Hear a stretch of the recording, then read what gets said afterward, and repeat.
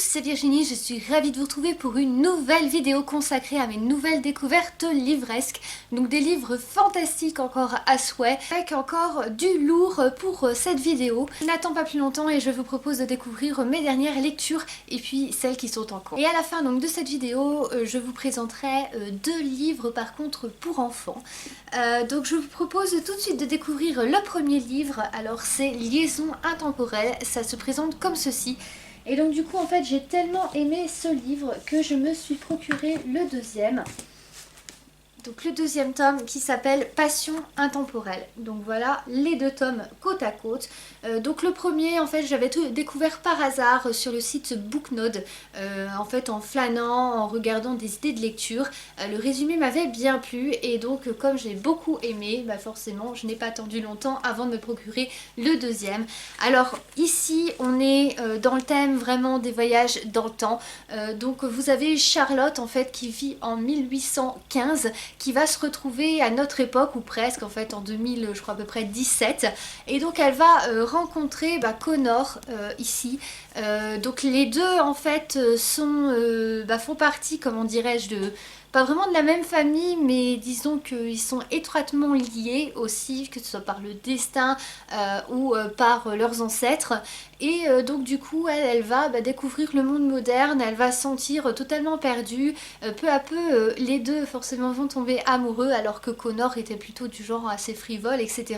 Donc ce que j'ai beaucoup aimé, c'est le parallèle entre les deux, entre Connor qui a une vie assez débridée, un vocabulaire assez, comment je dirais, brut, je dirais, vraiment brut de décoffrage. En fait il appelle les femmes des meufs, etc. Enfin voilà, c'est un peu ce genre là. Tout ce que je déteste pour tout vous dire, mais bon c'est bien sûr mon avis personnel. Et par contre vous avez Charlotte qui elle, donc là le style est totalement différent, un style vraiment très victorien en fait pour ce qui est de ses passages à elle dans le livre. Donc j'ai aimé en fait ces styles qui sont à la fois antithétiques et qui aussi vont quelque part se compléter. Donc voilà, c'est un livre que je vous conseille. J'ai également beaucoup apprécié ce tome 2. Donc là en fait on a l'inverse. Je vais pas trop vous spoiler, mais juste que en fait c'est Connor qui va cette fois-ci remonter le temps à l'époque de Charlotte. Donc je ne vous en dis pas plus, mais en tout cas il y aura plein de découvertes. Ce sont des livres assez romantiques. J'irai presque vers l'érotique parce qu'on a des scènes quand même de sexe, hein, disons-le, hein, des scènes d'amour, etc. Qui sont quand même assez développées dans ces livres. Donc ça c'est quand même à souligner. Donc ça s'adresse plus à un public d'ados, mais voilà, pas d'enfants, donc je dirais. Voilà, on a une très très belle histoire. J'ai trouvé bourrée d'action, d'humour, et puis vraiment une très bonne chute aussi à la fin. Donc à conseiller ces lectures là. Donc ensuite j'ai lu, je vous l'avais présenté aussi, je vous avais dit que c'était un financement participatif. Vous avez Diwali, donc qui est une light novel, donc entre le manga et le roman, donc un récit court que j'ai trouvé très rêveur. Enfin voilà, c'est un peu l'esprit en fait de ce livre là, je le trouve vraiment sympa. J'ai trouvé les illustrations à l'intérieur qui sont vraiment très très top. Je vous en montre quelques-unes comme ça. L'histoire se déroule en fait dans la période Covid, donc au niveau du confinement, et vous avez cette jeune fille là qui est une fille de la lune, ce qu'on appelle les enfants de la lune. Donc c'est vraiment une maladie qui existe, hein. Les enfants ont la peau en fait tellement fragile quelque part qu'ils peuvent pas s'exposer à la lumière du soleil, sont obligés de se mettre dans des scaphandres, etc. Donc elle est atteinte en fait de cette maladie là, et puis elle va se faire un ami, donc c'est ce garçon là, et puis peu à peu en fait grâce à lui en fait elle va sortir un peu de son cocon, puisque elle était un peu, elle vivait recluse, elle ne voyait personne, etc. Et grâce à lui elle va pouvoir aller à l'école, etc. Et tout ça dans un contexte un petit peu fantastique. On a une petite touche de magie là-dedans parce que c'est lié à l'histoire d'Alice au pays des merveilles, d'où vous retrouvez en fait les personnages principaux d'Alice avec le lapin blanc avec le chapelier fou, etc. Et du coup il y a un parallèle en fait entre ça et puis entre leur vie réelle quelque part. Donc voilà, avec une petite touche de fantaisie dans ce livre là. Donc j'ai beaucoup apprécié, j'ai trouvé que c'était une lecture très rapide, facile à lire, comme je le disais, avec de vraiment belles illustrations, donc je le conseille à ceux qui ont envie un petit peu de rêver. Après, j'ai découvert un livre que j'aime beaucoup, j'attends le deuxième tome avec impatience, normalement je crois qu'il devrait sortir en mars 2024, quelque chose comme ça je crois, et c'est L'Engrange Temps.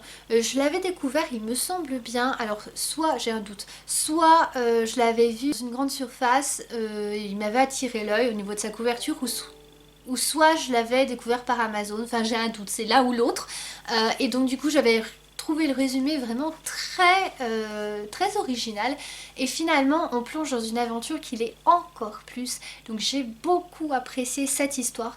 Donc vous avez en fait dans une sorte de, j'ai envie de dire d'univers parallèle, mais ouais c'est un peu ça, enfin dans un autre monde, vous avez Sophie Delapointe qui parle aux horloges, donc elle suit les traces de son père qui avait créé en fait des horloges qui ont une âme quelque part, et il était capable d'insuffler de son âme et de celle des autres en fait dans ces horloges ou des montres à gousset, enfin tout ce qui se rapporte en fait au temps, et jusqu'au jour où il y a un homme, je vous en dis pas plus, mais qui va faire irruption dans sa vie, qui va la ramener en fait malgré elle dans le temps, la faire voyager dans le temps, et donc elle va revenir à l'époque où le dirigeant et son frère du pays, enfin du royaume dans lequel elle vit, étaient jeunes, et donc il va essayer de tuer l'un des frères. Je vous en dis pas plus pour pas trop vous divulguer de l'intrigue, sinon ça serait pas drôle.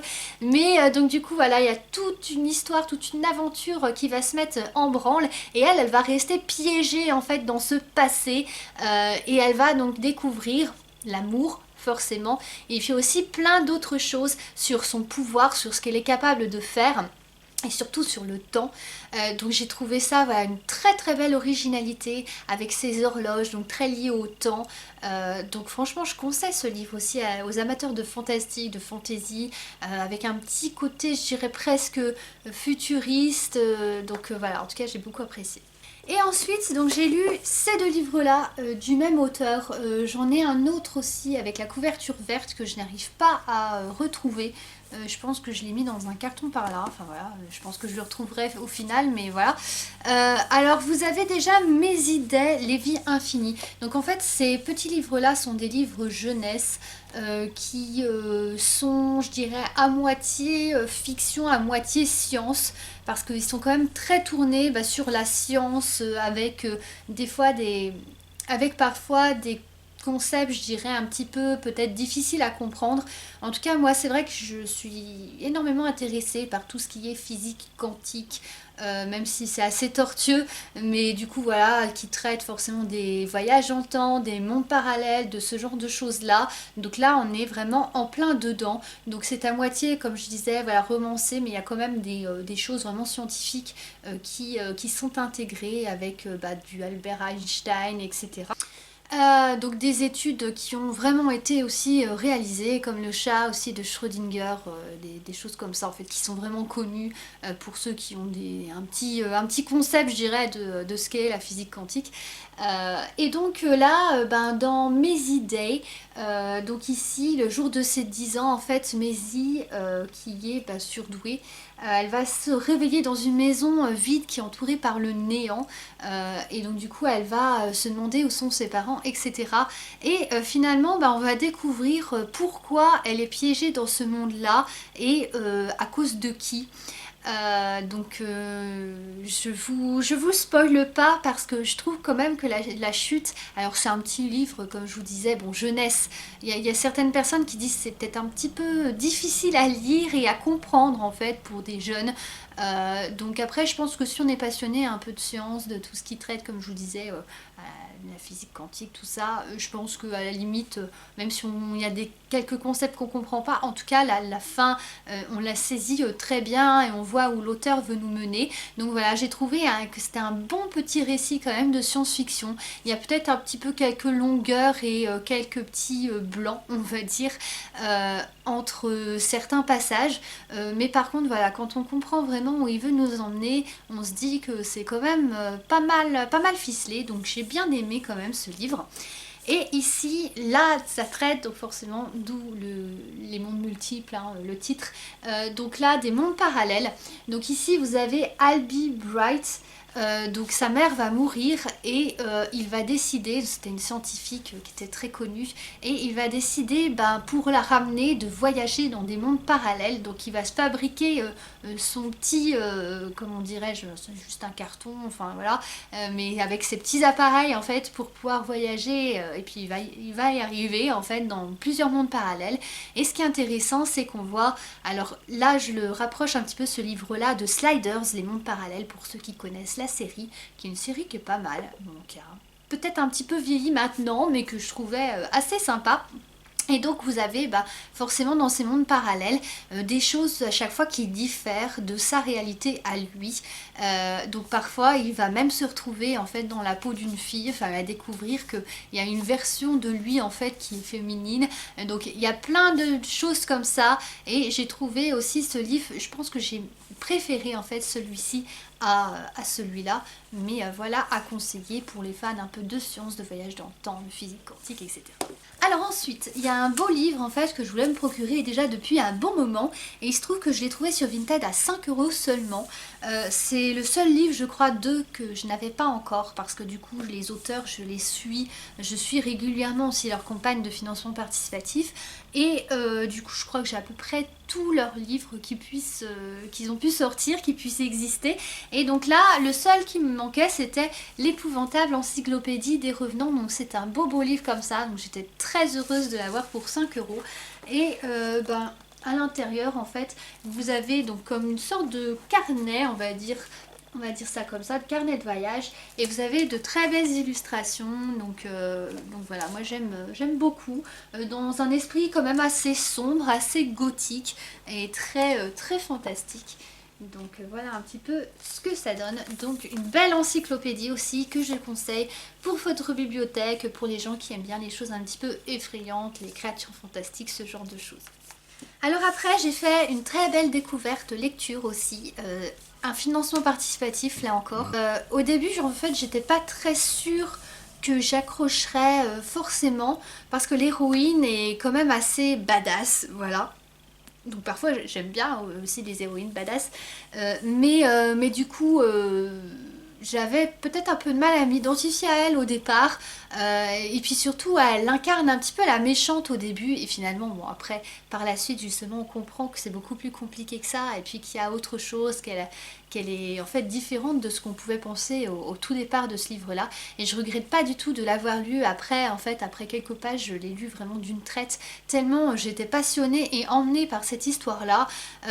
Il y a peut-être un petit truc d'horreur dedans, et pourtant je trouve que ça passe crème, et c'est vrai que c'est pas tous les livres qui sont capables de faire passer des choses comme ça, et je vais vous dire pourquoi. Donc c'est là le premier tome, Convoitise, et du coup j'avais contribué aux 2 tomes d'un coup, et donc là vous avez Harmonie, les couvertures que je trouve aussi très belles, hein, de très beaux livres comme ça, et en fait ça m'a tellement passionné ce premier tome que je n'ai pas pu résister et me prendre les 2 autres, voilà, parce qu'il y en a 4 en tout pour le moment, mais je crois qu'il y en aura peut-être que 4, mais voilà.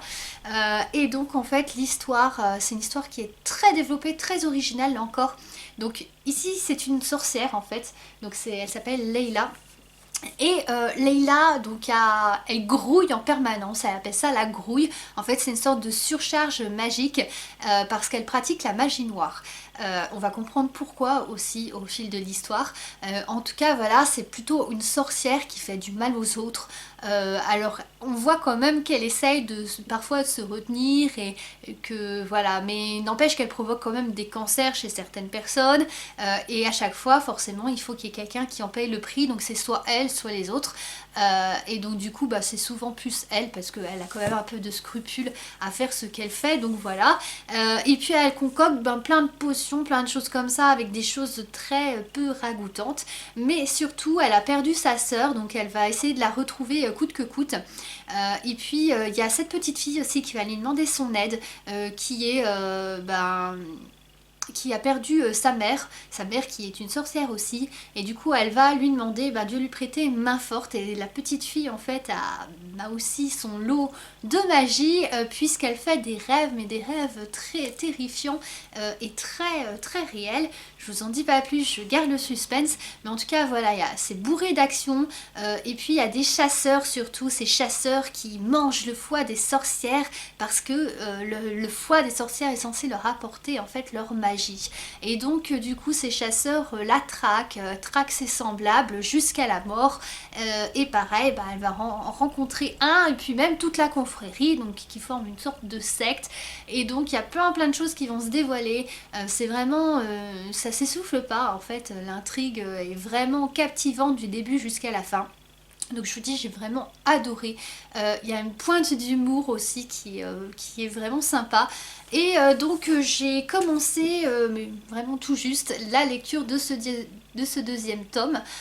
Donc voilà, j'ai hâte de poursuivre et de vous dire aussi ce que j'aurais pensé de la suite. Alors ensuite, pour terminer, je ne résiste pas à vous présenter mon projet. Il fait actuellement l'objet d'un financement participatif sur le site Ulule. Je vous mettrai le lien si toutefois ça vous intéresse.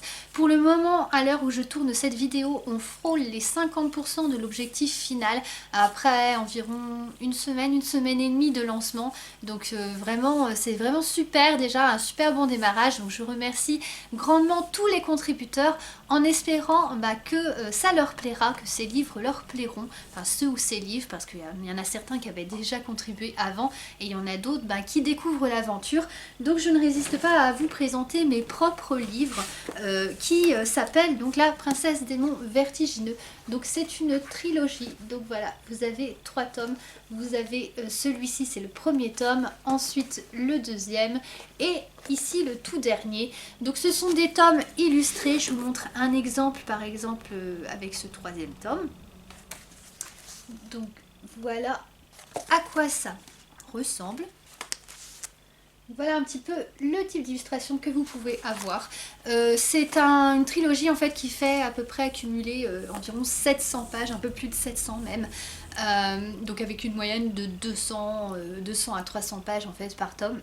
Et donc du coup je vous fais un petit topo sur l'histoire très rapidement. Donc vous avez Angelica qui est désignée comme l'élue, donc la princesse des monts vertigineux, donc d'une ancienne prophétie. Donc elle vivait avec sa mère dans les monts enneigés, donc reculée de tout jusqu'à ce qu'elle trouve un sceptre de pouvoir. Elle va réussir contre toute attente à s'en servir, sauf que tout va s'enchaîner. Sa mère va être kidnappée par des créatures terrifiantes emmenées sur une barque. Elle va se jurer de la ramener, donc elle va partir à l'aventure. Elle va rencontrer donc plein de personnages sur sa route, dont Dark Shadow, qui est une reine maléfique qui n'hésite pas à tuer en fait les autres, et puis à s'accaparer aussi leur pouvoir et leur jeunesse surtout. Et donc du coup, Angelica va pénétrer dans un monde magique. Donc il y a des dragons, il y a des phénix. Dans ce 3e tome aussi, il y aura encore d'autres êtres magiques. Il y a aussi un renard. Donc ça, l'idée m'a été soufflée par l'un de mes contributeurs à qui en fait j'avais proposé de créer un personnage. Donc il a choisi en fait ce renard-là, Kyubi, qui est un renard avec des pouvoirs étonnants. Je ne vous en dis pas plus. Donc voilà, toute une aventure épique dans un monde fantastique, avec des fées également, et puis surtout le maître, donc c'est lui, donc le méchant de l'histoire, qui vit dans son château et qui pratique la magie noire. Donc voilà. Et les 2 derniers livres que je vous présente, donc là ce sont les livres jeunesse que je vous avais promis. Vous avez, donc je les ai trouvés en fait, alors le premier je l'ai trouvé à Noz.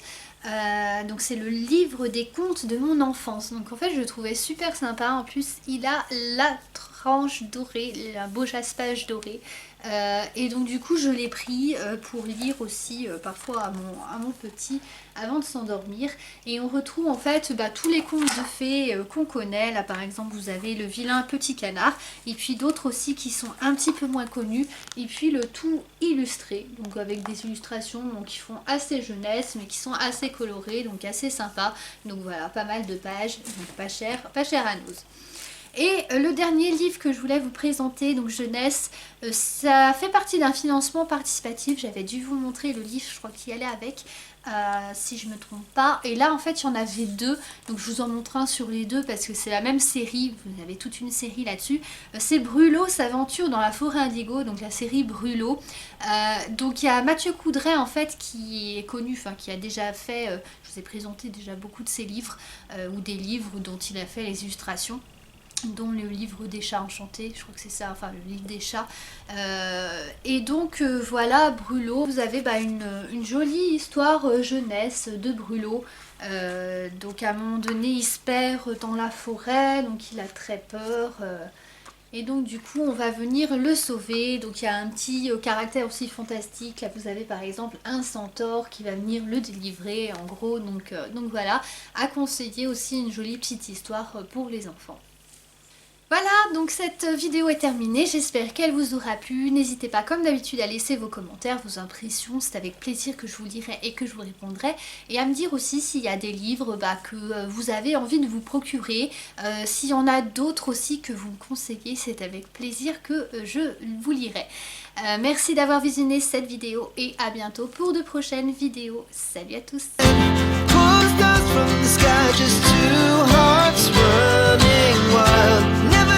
Never stop.